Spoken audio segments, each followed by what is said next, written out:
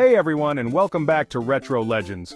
Before becoming one of the most iconic companies in the world of video games, Nintendo was known for other kinds of entertainment, from Hanafuda cards to mechanical games. But it was in the late 70s that the company took its first, small step into the video game industry with a series of home consoles, the Color TV game. In this video we'll go through the history, behind-the-scenes stories, and fun facts about one of the first lines of gaming hardware ever produced by Nintendo, often forgotten today, but essential for understanding the birth of the Big N in the world of video games. Let's start. The Nintendo Color TV game project came about as a direct response to the growing success of early home consoles in the United States, especially Pong-like consoles made by Atari and Magnavox. In the mid-1970s, these simple but new systems started to grab people's attention, showing that electronic entertainment could leave arcades and come into people's living rooms. Nintendo, which at the time was still known for its mechanical games, electronic toys, and a small arcade presence, realized that the future of interactive entertainment was moving towards the home market. Thanks to its technology partnerships with big companies like Mitsubishi Electric and Sharp, who were already partners in making products like beam guns and light projectors, Nintendo decided to use the skills they had gained in hardware to enter a new market in Japan: home consoles that connected to a TV. Work began in 1976, led by a key figure in the company's future, Masayuki Uemura, a young electronics engineer with experience in digital circuit design. His mission was not easy: to create a system that was good technologically, but also cheap to make and attractive to the Japanese market, which was much more careful than the American one. The technical limits of the time meant very practical choices: no cartridges, no way to add more, just a few games built in. Uemura and his team had to work with a dedicated hardware mindset, making every single circuit as good as possible to keep costs down and make the graphics look best on TV screens, which were still mostly CRT. The biggest challenge was finding a balance between being easy to use and being new. Simply copying Pong wasn't enough. Nintendo wanted to add its own touch to the product, which showed in an original hardware design, a variety of built-in games, and careful attention to how the unit was physically built. Also, thanks to working with Mitsubishi, custom chips were developed that allowed more games to be put into a single system, which was quite a big deal in 1977. The result was a simple but brilliant console that laid the groundwork for everything that came after. Not only was it Nintendo's first step into interactive consumer electronics, but it also marked the beginning of thinking about home video games as a mass-market product, a way of thinking that would fully mature just a few years later with the Famicom. In June of 1977, Nintendo launched its first home system in the Japanese market, the Color TV Game 6. This console, simple but super important, offered 6 variations of a Pong-style game, which they called light tennis inside the company. The differences between the versions were small but useful. They changed the size of the paddles, the ball's speed, and whether you could play alone against the computer or with 2 players. Even though it was simple, it was a perfect fit for regular people who weren't very familiar with video games yet. Technically, the graphics were black and white, but Nintendo used a clever trick to make it seem more colorful. They used clear-colored films that you could put on your TV screen. This hid the hardware's visual limits and helped make the experience more appealing. This trick, as simple as it was effective, perfectly showed Nintendo's approach back then, being creative with what they had, instead of just aiming for the most powerful technology. One of the most interesting things about the Color TV Game 6 is how it was made. A very young Shigeru Miyamoto, who had just been hired by Nintendo, was part of the team. Back then, he wasn't a game designer yet, but an industrial design student who was asked to work on how the console looked. This was one of his first official jobs at the company, and he helped with the shape and color of the case, which was a bright orange, with 2 paddles built right into the main part of the system. Even though his contribution was small compared to the roles he'd have later, it's still a historic moment in his career. The first real step towards the legend he would become. The console's low price, about $50 back then, along with easy and simple gameplay, helped it become an instant hit. The Color TV Game 6 sold over 350,000 units in Japan, which was amazing for a dedicated console in a market that was just starting. It was a win in many ways, for Nintendo, who showed they could compete in the consumer electronics world. for Uemura and his team, who made a good product with limited resources, and even for Miyamoto, who took his first steps here towards a career that would change video games forever. In 1978, following the success of the Color TV Game 6, Nintendo launched the Color TV Game 15, a more advanced and improved version of the console.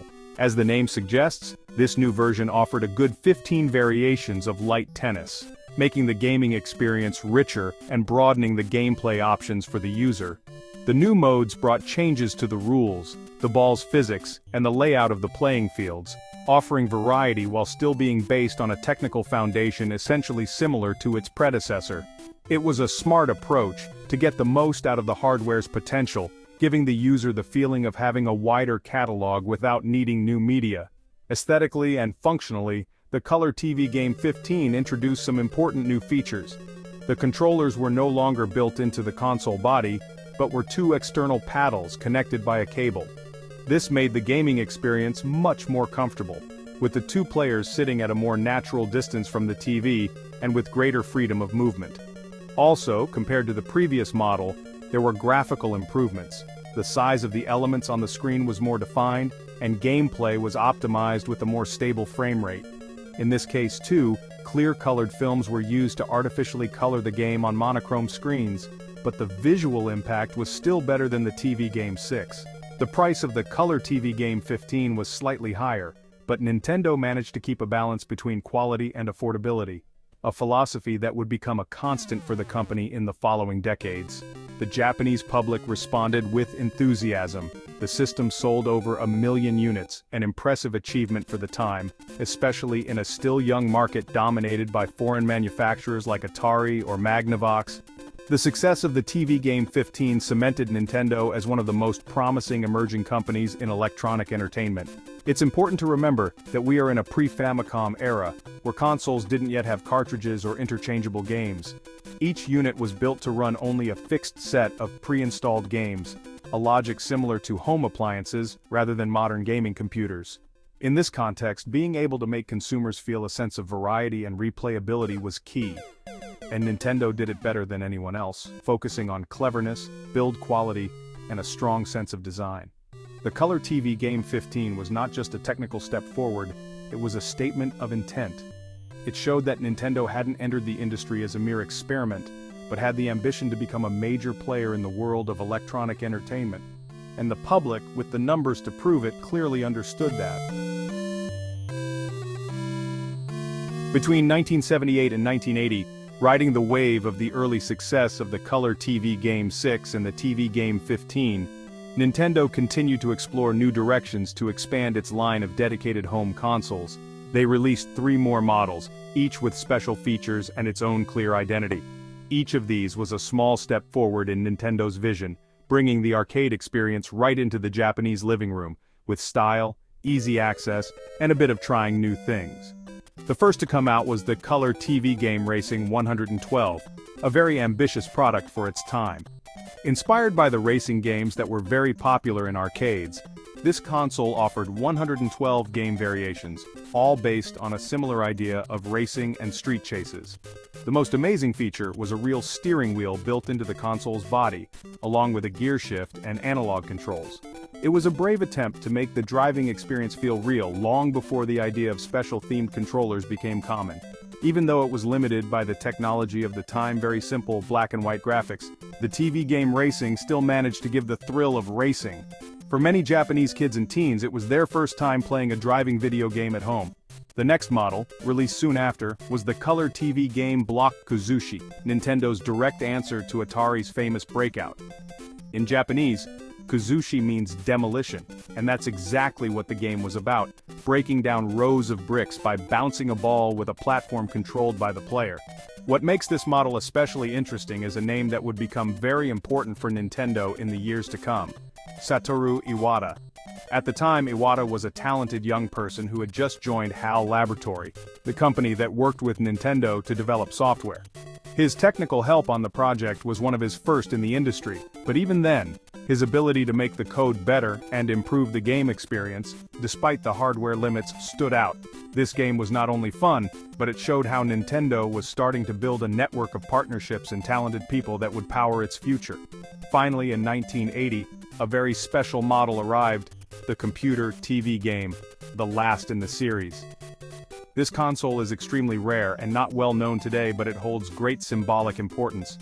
Unlike the earlier models, the computer TV game didn't offer a collection of games, but a single digital version of the board game Othello, with simple artificial intelligence that the player could play against. Seemingly a small release, the computer TV game was actually a hint of programmable consoles to come, where the internal chip would no longer decide the only software available, but where a potential for growth and variety began to appear, as would later happen with the Famicom. It's interesting to note that the design of this model, much more plain and serious, also hinted at a more grown-up look, aimed at an audience that was no longer just kids. These three models, so different from each other, show Nintendo's desire to experiment, even back then. Rather than just making the same product with small changes, the company looked for new types of games, new players, and new ways to interact.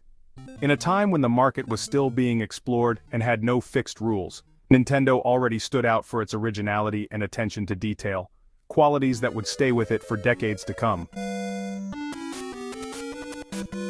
Even though the color TV game line sold over 3 million units in total, which was a huge achievement for that time, these products are often overlooked in the official stories about Nintendo's history. It's interesting how, even in company documentaries and official reviews, this series is often only mentioned quickly, as if it were a small experiment, not very important compared to the golden age that started with the Famicom. But without the sales success and the lessons learned from these early models, it's likely Nintendo wouldn't have been so confident to jump into the market for programmable game consoles. A good example of this testing phase is how the Nintendo brand was treated on the first models. On many color TV games 6 and 15 units, the Nintendo logo is very small, sometimes tiny, and placed in hard-to-see spots. In some cases, the company's name doesn't even appear on the box or the console itself. This approach, according to many industry historians, shows a careful strategy. Nintendo wanted to test the home console market without taking too big a risk. After all, in 1977 the company was still mostly known for Hanafuda playing cards and some electronic toys. Hurting the company's reputation with a failure in the new video game market would have been a serious risk. What makes this early phase even more interesting is that some color TV game models were sold with different packaging, made just for electronics chains or big department stores in Japan. In these cases, the boxes might have different colors, special graphics, or a different layout than the normal version. These versions, often made in small numbers, are now highly sought after by collectors who value their rarity and historical importance. Finding one of these original boxes in good condition has become extremely hard, and their price in the collector's market can be quite high. Another thing that adds to the almost mythical appeal of the color TV game is that they were only sold in Japan. Nintendo, back then, didn't have the global distribution network it would build in later years. This means that, outside of Japan, these devices are incredibly rare. Very few have made it to the West, and often only through collectors or fans who imported them years later. Because of this, the color TV game line remained a mystery for a long time, even for many long-time Nintendo fans, almost a forgotten but very important chapter in its growth. The color TV game line was a very important testing ground for Nintendo. It helped the company understand the consumer market, manage big electronic productions, and build its own team of expert engineers. When the Famicom came out in 1983, Nintendo had already gathered years of experience from these tests. In other words, without the color TV game, there probably wouldn't have been an NES. Today, color TV games are seen as true collector's items. Some models that still have their original boxes can easily go for over €1,000, especially the rare or special versions. They have never been officially re-released in modern collections, and are only rarely talked about in Nintendo's history reviews. However, many fans and collectors see them as the true fossils of Nintendo's great story. The Nintendo Color TV game series is often forgotten, but it's a super important part of video game history. It was Nintendo's first real step into making electronics for homes and designing games for them. This step laid the groundwork for everything that came after it, like Donkey Kong, the Famicom, the Game Boy, and even more. Looking back at those simple black and white games today, we can see the promise of something much bigger, and Nintendo totally kept that promise. And with that, our trip down memory lane comes to an end. How many of these fun facts did you already know? Let us know in the comments. Don't forget to give us a thumbs up and subscribe to the channel and hit that bell for more trips into the world of retro gaming. Thanks for watching Retro Legends, and we'll see you in the next video. Stay retro, stay legends.